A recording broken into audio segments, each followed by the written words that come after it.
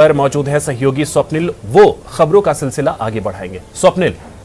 शुक्रिया अभिषेक। तो चलिए एक बार फिर विस्तार से खबरों का सिलसिला शुरू करते हैं और सबसे पहले बात करते हैं भगवान के घर में चोरी की। चोर उचक्कों से निजात के लिए लोग भगवान की शरण ग्रहण करते हैं, लेकिन झालावाड़ में भगवान भी सुरक्षित नहीं है। भगवान के घर चोरी, बेशकीमती मूर्ति ले गए चोर। वारदात से जनता में आक्रोश। क्यों पुलिस है खामोश, पुलिस पस्त चोर मस्त। ये वो दर है जहां कुछ कहने की जरूरत नहीं, इस दर पे शीर झुकाना ही बहुत है। लेकिन झालावाड़ में भगवान भी महफूज नहीं है। अपराधी बेखौफ होकर वारदात को अंजाम दे रहे हैं। यहां तक कि चोर अब भगवान के घर को भी नहीं छोड़ रहे हैं। जी हां, इंसान के घर तो दूर, अब भगवान के घर पर भी चोरों ने अपना हाथ साफ करना शुरू कर दिया है। रविवार रात को जिले के झालरापाटन के कल्पतरु जैन नसिया जी मंदिर पर चोरों ने सेंध लगाई और भगवान महावीर की अष्टधातु की मूर्ति, चांदी के कलश छत्र पर हाथ साफ कर दिया। यहाँ से साहब 2 फीट ऊंची महावीर भगवान की अष्टधातु की प्रतिमा, 5 चांदी के छत्र और 2 पंचमेरु जो पीतल के निर्मित होते हैं, उन पर पॉलिश होती है ये, और 1 चांदी का कलश। ये सब सामान रात को अनजान व्यक्ति चोरी करके ले गए। सुबह मंदिर जाने पर मूर्तियों की चोरी का पता चला, जिसके बाद जैन समाज के लोग और मंदिर के पदाधिकारी मौके पर पहुंचे और पुलिस को चोरी की सूचना दी, जिसके बाद डीएसपी और झालरापाटन थाना अधिकारी ने मौका मुआयना किया। चोरी हो गई है, जिसमें एक मूर्ति ले गए और छत्र चोरी हो गए हैं। हाउस ब्रेकिंग हुई नहीं, कोई दर्शनार्थी के रूप में आया और उसने ये वारदात की, ऐसा प्रथम दृष्टया प्रतीत होता है। अभी रिपोर्ट दी नहीं है, रिपोर्ट देने के बाद प्रकरण दर्ज कर कार्रवाई की जाएगी। मंदिर में चोरी को लेकर लोगों में भारी रोष देखा जा रहा है। जैन समाज के लोगों ने पुलिस को 2 दिन का अल्टीमेटम दिया है और नतीजा न मिलने पर उग्र आंदोलन की चेतावनी दी है, जिसे गंभीरता से लेते हुए पुलिस ने चोरों की तलाश शुरू कर दी है। न्यूज़ 18 राजस्थान के लिए झालावाड़ से तरुण शर्मा की रिपोर्ट। और अब बात करते हैं खूबसूरती की। एक वक्त था जब लंबे बालों को खूबसूरती की निशानी माना जाता था इसलिए क्योंकि अब वक्त बदल रहा है और बदल रही है खूबसूरती की परिभाषा। इन बेटियों से मिलिए। क्या आप इन्हें देखकर संवेदना जता रहे हैं? अगर हाँ, तो आप गलत समझ रहे हैं। ये किसी बीमारी से पीड़ित नहीं, बल्कि एक खूबसूरत दिल रखने वाली अजमेर की बेटी है। नाम है वर्षा कुमावत। इन्होंने एक मिसाल पेश की है। कैंसर पीड़ितों के लिए अपने बाल डोनेट कर दिए। फैसला 2019 में ही कर लिया था, लेकिन प्रक्रिया के बारे में जानकारी नहीं थी। पहले जानकारी जुटाई और फिर कैंसर पीड़ित मरीजों के कल्याण के लिए काम करने वाली गुजरात की एक संस्था को अपने बाल डोनेट कर दिए। मैं ये बोलना चाहूँगी उन लड़कियों से जो भी जिनके घर वाले अगर इस चीज़ को सपोर्ट करते हैं कि डोनेशन एक बहुत अच्छी चीज़ है, हेयर डोनेट का अगर जिनके घर वाले सपोर्ट करते हैं, तो मैं उन सभी गर्ल्स को ये बात बोलना चाहूँगी कि डेफिनेटली उनको जिस तरीके से मैंने आज इतनी हिम्मत करके फाइनली इतनी हिम्मत करके ये काम करा है, तो वो लोग भी जरूर करें। घर वाले सपोर्ट करते हैं तो इस चीज़ का अच्छे से फ़ायदा ले और अपने हेयर डोनेट करके उन कैंसर पेशेंट्स को बहुत अच्छा अपन एक स्माइल दे सकता है। अगर कोई कैंसर पेशेंट अपनी वजह से खुश हो सकता है, स्माइल आ सकती है, तो ये कोई बुरा नहीं है। वर्षा से पहले अजमेर की ही एक और बेटी रीवा ने भी साल 2019 में मुंबई की एक संस्था को अपने बाल डोनेट किए थे। रीवा को जब वर्षा के बारे में पता चला तो उन्हें बेहद खुशी हुई। वो चाहती हैं इस नेक काम में और भी लड़कियां आगे आएं और अपने बालों का बलिदान देकर कैंसर पेशेंट्स के चेहरे पर मुस्कुराहट लाएं। वर्षा कुमावत नाम की एक लड़की जो कि अजमेर से ही है, उन्होंने भी अपने बाल कैंसर पेशेंट्स को डोनेट किए हैं और गुजरात में एक फाउंडेशन है जहां उन्होंने वो बाल भेजे हैं। मुझे ये सुन के बहुत खुशी हुई कि और लड़कियां आगे बढ़ रही हैं और सोसाइटी में जो खूबसूरती की ये दायरे हैं उसे चैलेंज कर रही हैं और अपने दायरे अपने लिए खुद बना रही हैं और ये फैसला ले रही हैं कि दूसरों को मदद करने में ही असली खूबसूरती है। दोनों बेटियों के दिल जितने खूबसूरत हैं, उतनी ही खूबसूरत है उनकी वो मंशा, जो समाज के लिए एक आईना है और एक मैसेज भी कि खूबसूरती सिर्फ बालों से नहीं, दिल से आंकी जाती है और ऐसे दिल कैंसर पेशेंट्स की एक स्माइल के लिए काफी हैं। न्यूज 18 के लिए अजमेर से अभिजीत दवे की रिपोर्ट।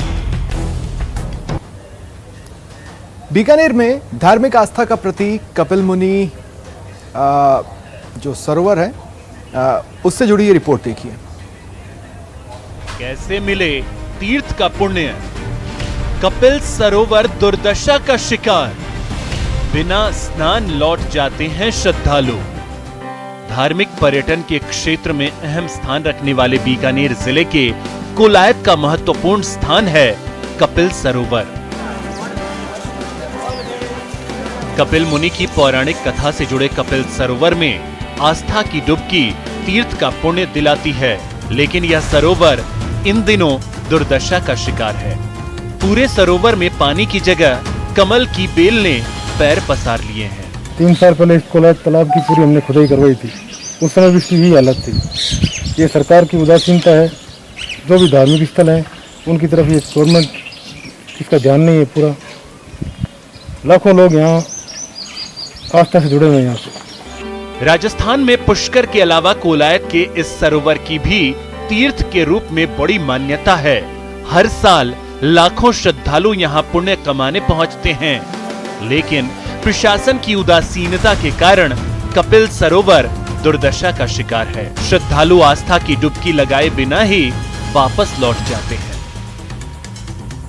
कपिल सरोवर पश्चिमी राजस्थान का हरिद्वार कहलाने वाला है, लेकिन यहाँ पे राजस्थान के मंत्री है चाहे केंद्र के मंत्री है, वो 1% भी इस पर ध्यान नहीं दे रहे हैं। लगातार इसकी स्थिति खराब हो रही है।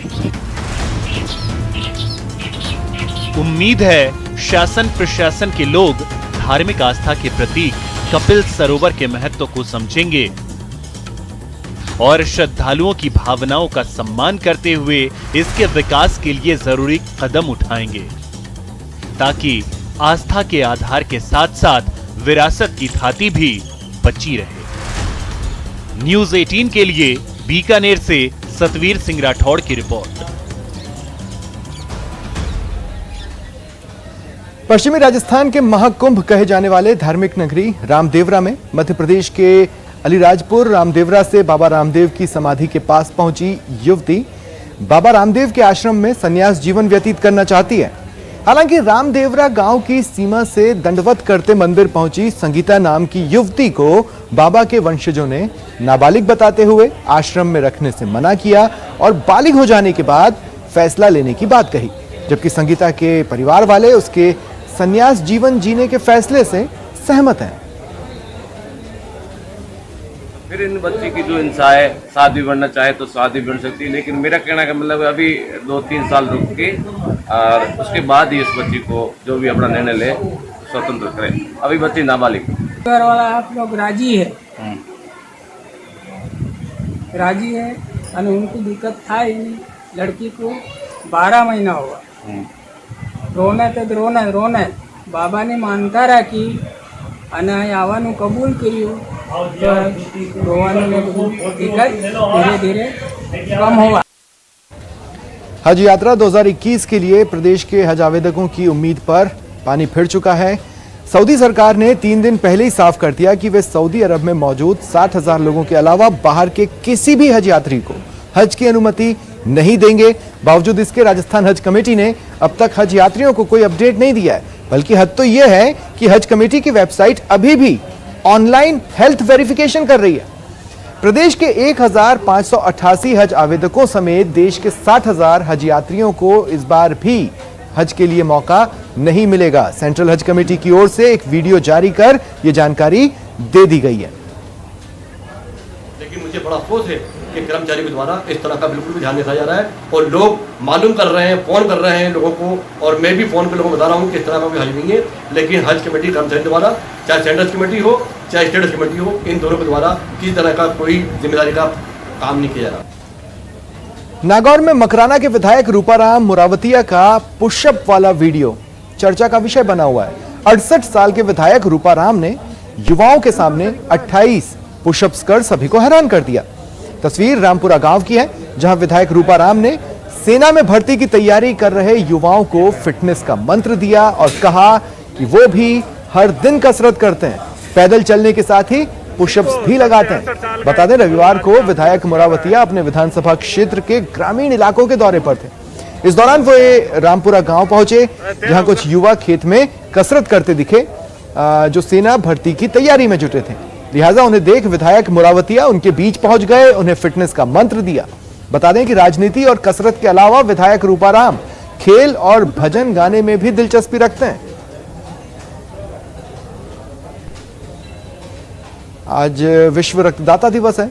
14 जून को नोबेल प्राइज विजेता कार्ल लैंडस्टेनर का जन्म हुआ था। यही वे साइंटिस्ट हैं जिन्होंने एबीओ ब्लड ग्रुप सिस्टम खोजने का श्रेय मिला है। ब्लड ग्रुप्स का पता लगाने वाले कार्ल लैंडस्टेनर के जन्मदिन के दिन ही विश्व रक्तदान दिवस मनाया जाता है। कार्ल के द्वारा ब्लड ग्रुप्स का पता लगाए जाने से पहले तक ब्लड ट्रांसफ्यूजन बिना ग्रुप की जानकारी के होता था। विश्व रक्तदाता दिवस के रूप में समस्त विश्व में मनाया जाता है। इस दिन famous scientist doctor Karl Landsteiner का जन्मदिन भी आता है और उन्हीं की यादगार में ये दिन मनाया जाता है सारे विश्व में।